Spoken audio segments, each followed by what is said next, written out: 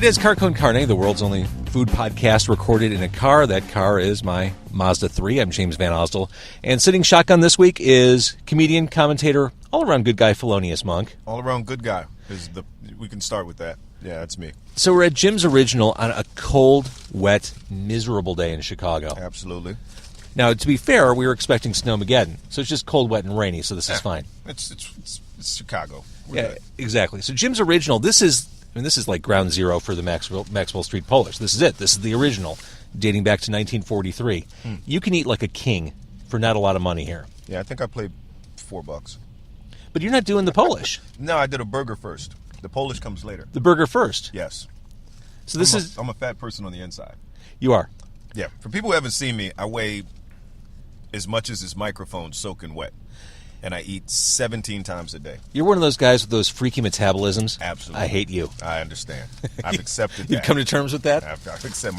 Most people do. So the thing about Jim's, one of those places, they just wrap up the fries with everything else, and you order a Polish, you get a nice, healthy side, and healthy in terms of size, not in terms of Well, it's dietary. definitely not healthy. Yeah. And I guess we just start eating and talking. You know, every time I talk to you, you're a very funny dude, Felonious.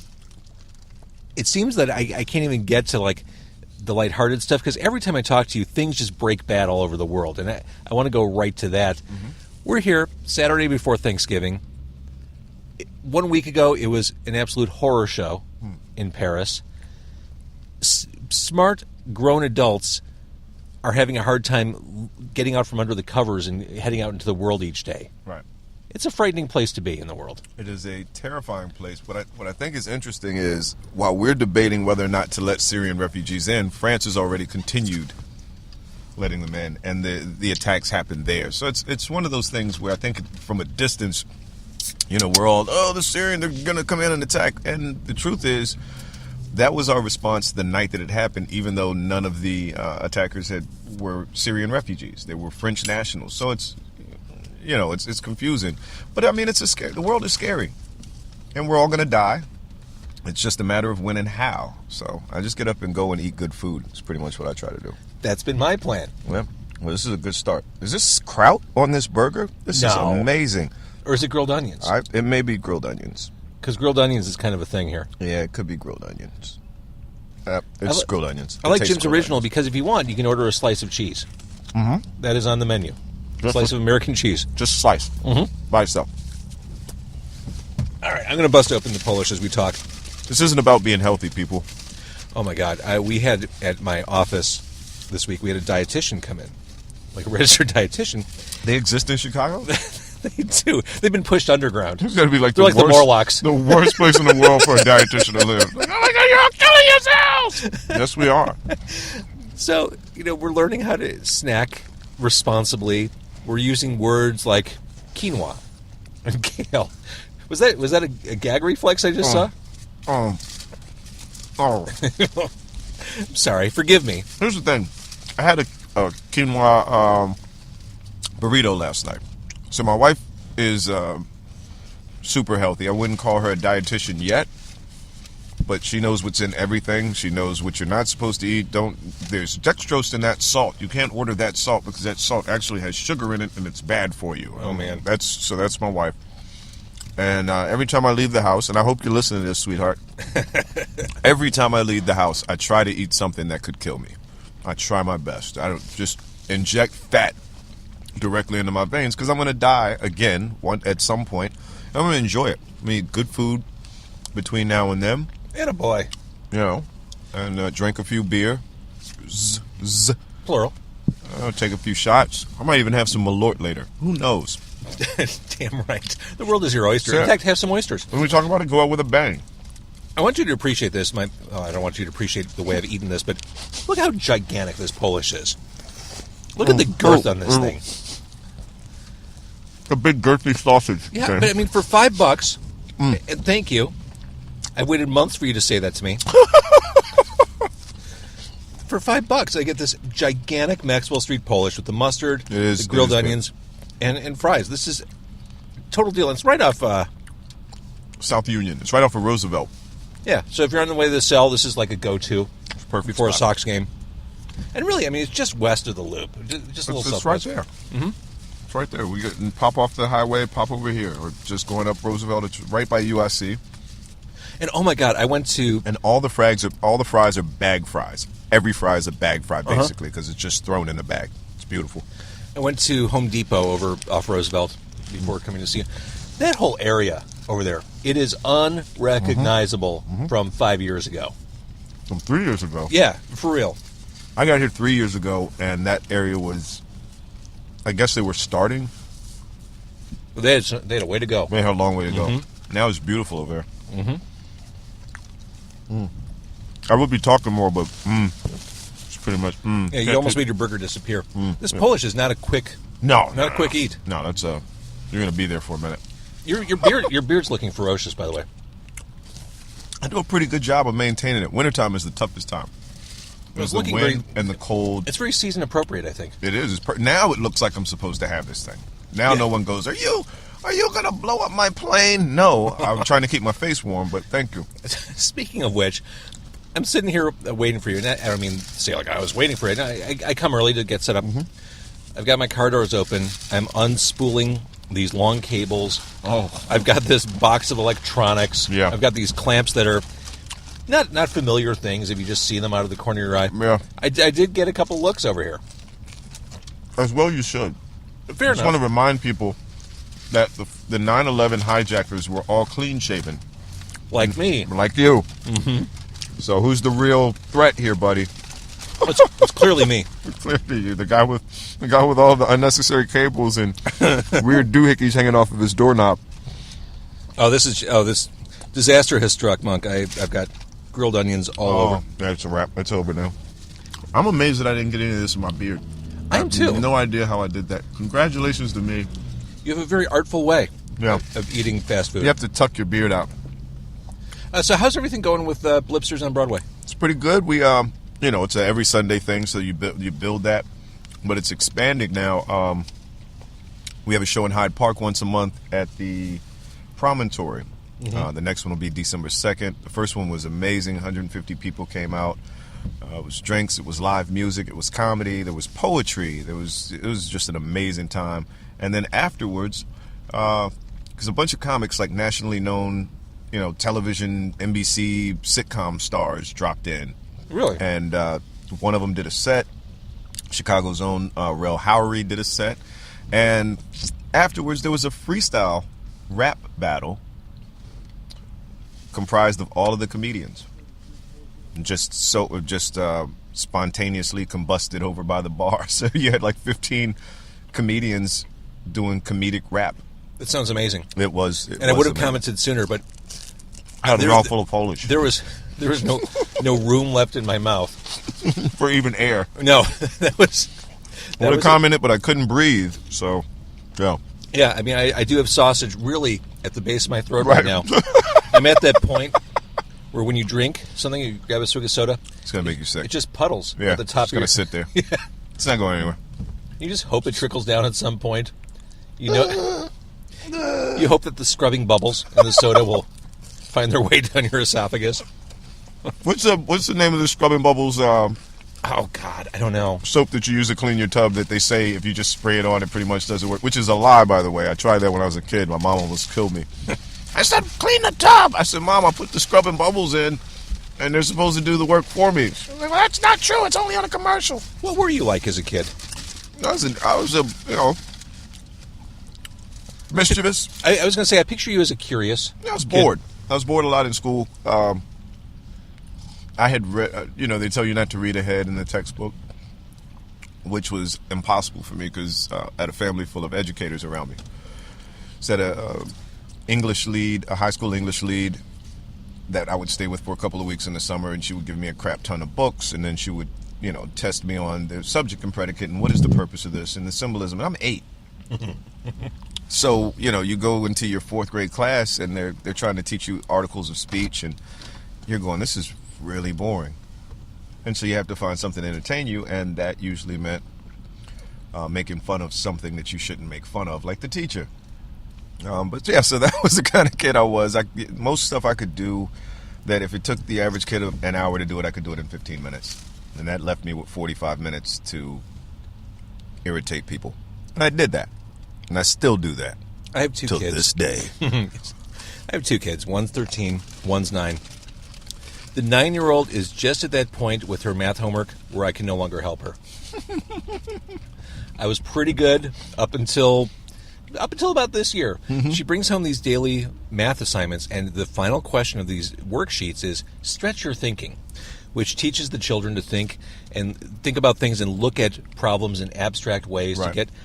Nope, it's Daddy fails on that one. It's harder to stretch your thinking at our age though than at 9. There's no elasticity. Right. At 9, you don't have the limits yet. The limits of your imagination, and no one has told you that your imagination is stupid. Uh-huh. At our age, when I say, can you imagine if we could find some type of propulsion that didn't require it to be renewed, it was just like a perpetual, and people are going, if you would shut up and put some gas in the freaking car.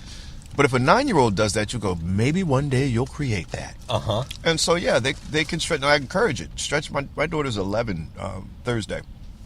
I know that because she was born the day of the Malice in the Palace with Ron Artest.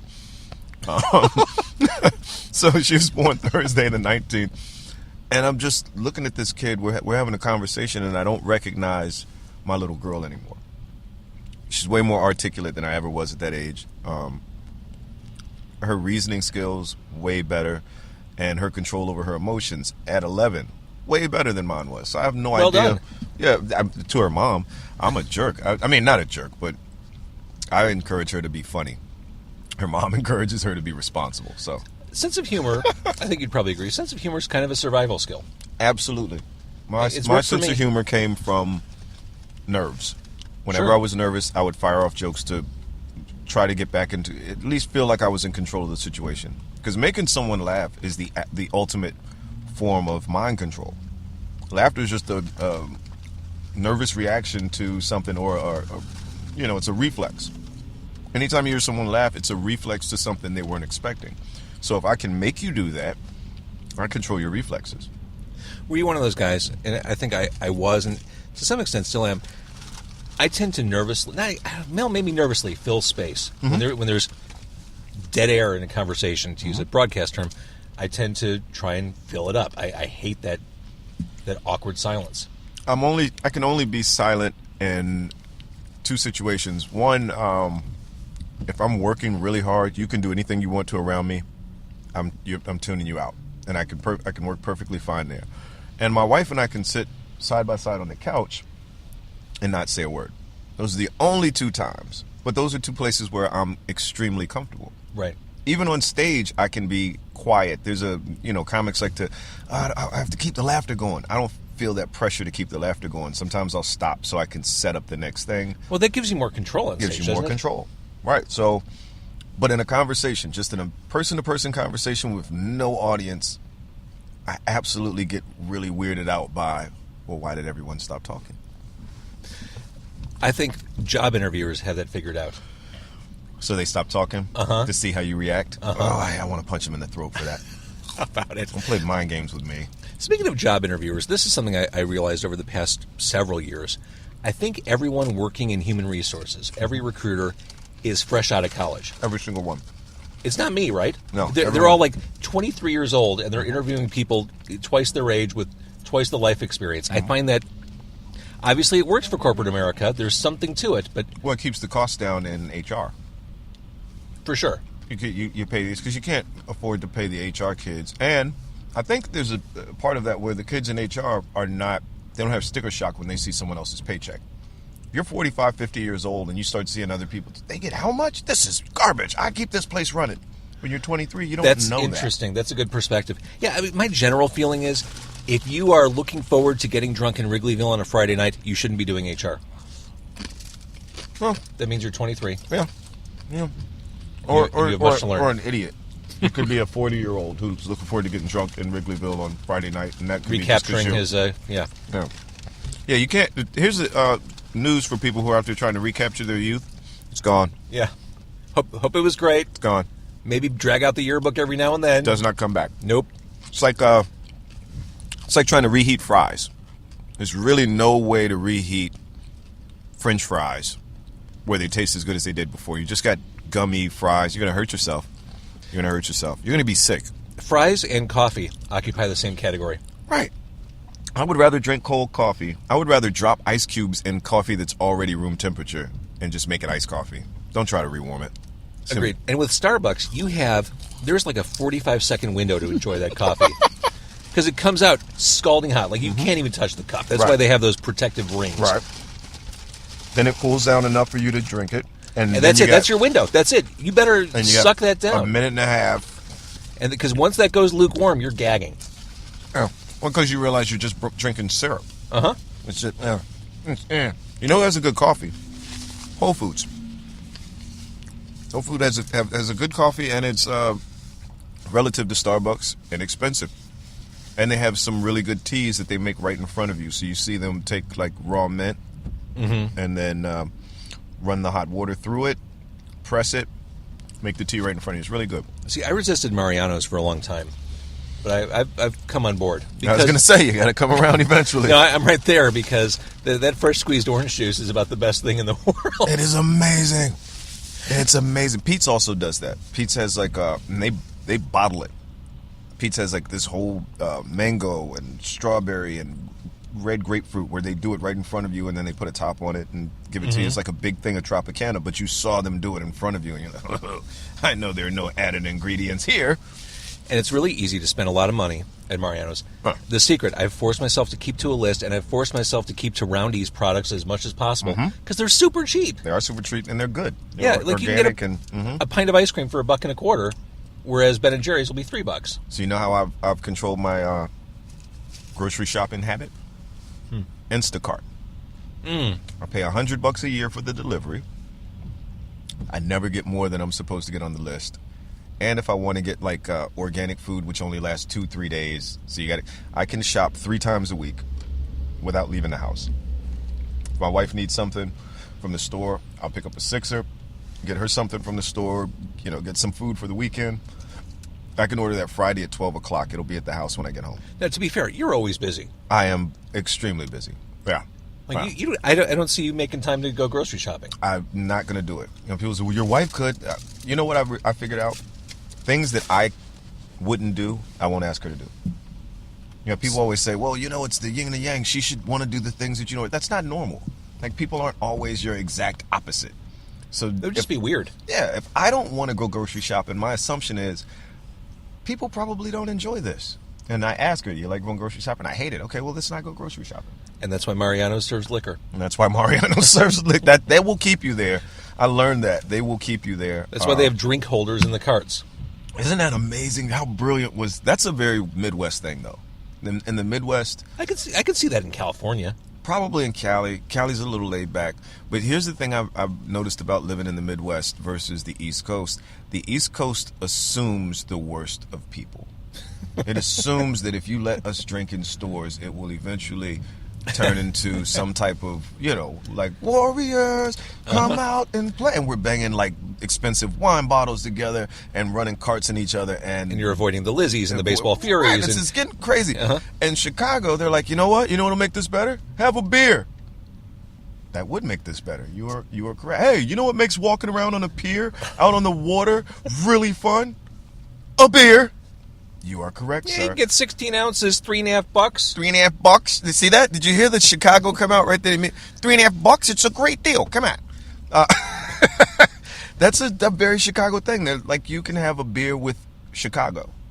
And it's like, hey, we're getting on the off ramp. Looks like there's some traffic. Don't worry about it. Have a beer. See, that's the thing. The craft beer wave and enthusiasm never felt Chicago to me. Right.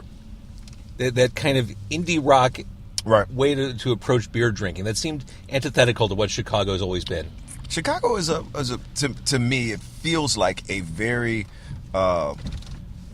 traditional but large city. Where it seems like other large cities like, again, L.A., New York, these are like super progressive. We got to try all of the weird stuff. Let's paint our hair pink and purple and wear shoulder pads with studs in them. And Chicago was like, look, it's a lot of people here, but we're all cool wearing an overcoat and drinking a regular beer. We don't have to do that. Give me a ham, a Polish, like the most exciting thing that Chicagoans had done. They were like, you know what? let's put peppers on our hot dog. Let's do that. Let's just put everything on our hot dogs. There it is. That's a Chicago dog. Everything's on it. Let's make it so the whole damn thing falls apart the second you lift it up. The second you lift it up, there's shrimp falling off. I don't even know why there's shrimp.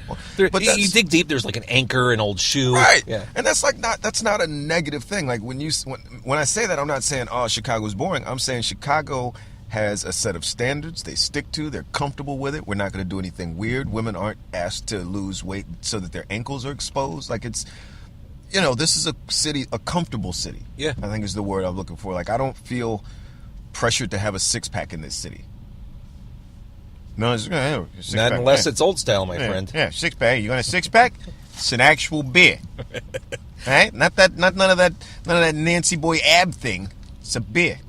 Nancy Boy. I think you just showed your age. I tell you, Nancy Boy. No one under the age of 25 is calling someone else a Nancy Boy. Hey, Nancy Boy, come here. What is that? Is that Nancy Reagan's son? Extra, read all about it.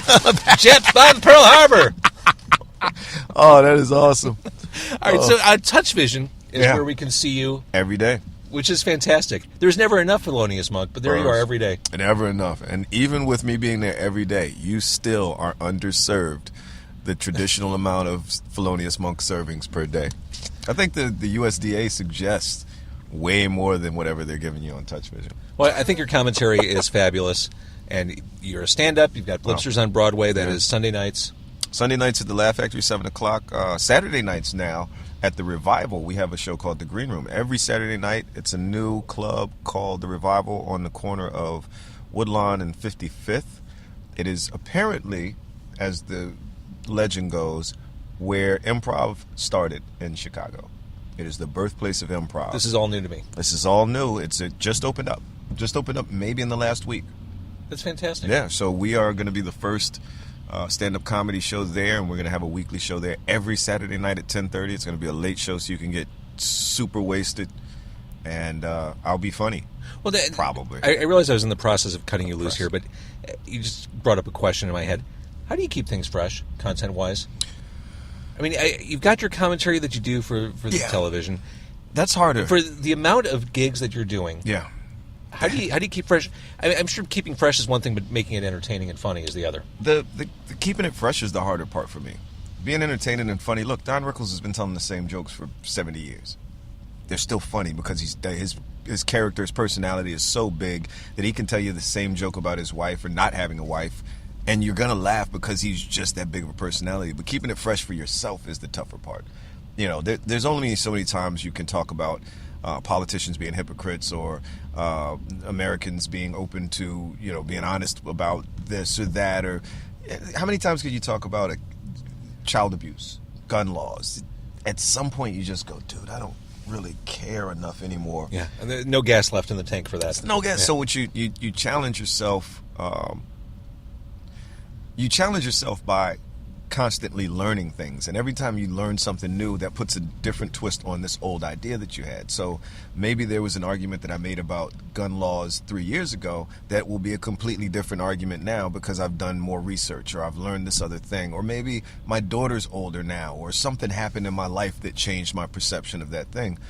And I'm not that dogmatic. When you're 20 years old, everything that you believe is the only thing that's right. At our age, dude, I'm probably going to be wrong again before we finish this conversation, and I may only say one more sentence. You can talk me out of something I thought was a sure thing in 5 minutes or less. I'm okay with it now. Yeah. It's like, hey, you know what? That's not good. Yeah, you know what? Maybe it isn't. Maybe it's disgusting. You've got a point. Got a point. Who am I to argue? Who am I to argue? I enjoyed it. Perhaps you don't. It's cool. I get it. I'll take an A&W root beer. That's not even the best root beer. You're right. I should have asked for an IBC. Because we don't care. Dad's. We don't care anyway. Now, my 11-year-old will argue till the end of time about whether Coke or Pepsi is the best. Because she's 11. These things are important to her. They shape her life. Me? I'll be dead in 15, 20 more minutes if I play my cards right. I got into the Coke and Coke Zero debate recently. I'm sorry. Got about 5 minutes in. I thought, what am I doing? But that's it. That's it. It's not so much that they change our minds at this age. It's that we realize it doesn't matter. No. I'm out. That's it. Oh, so you give up? Yes. Yeah. You didn't have another argument. No. Nope. All good. Carry on. I won. What exactly did you win? Did you get a free case of whatever Coke that you prefer? Like, no one cares. When an argument is, I don't know. It's like, it's mental masturbation. Like, do you ever really win? It's fun. I don't know, Charlie Brown. I don't know.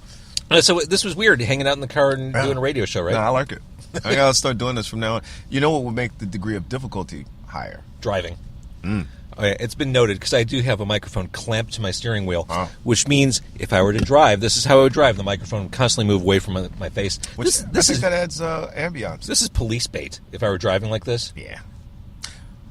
I guess in theory you could, no. I could clamp it over. I could clamp it somewhere. Oh, you could, no.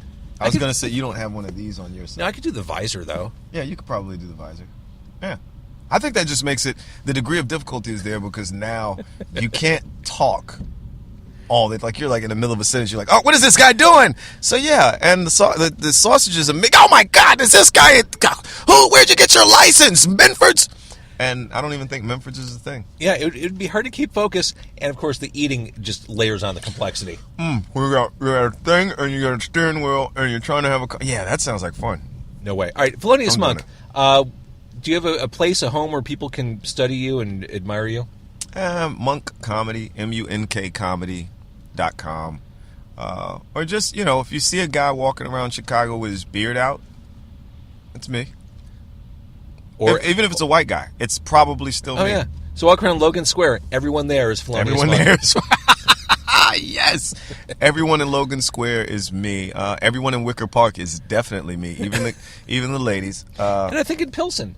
Yeah. Yeah, it's happening now. It's creeping toward my neighborhood. So, we're holding out. I'm moving in first. I actually gentrified a Mexican neighborhood, so I'm doing my part. All right. It is Car Con Carne. Thank you to Felonious Munk, carconcarne.com, at Car Con Carne on the Twitter. And thank you for listening.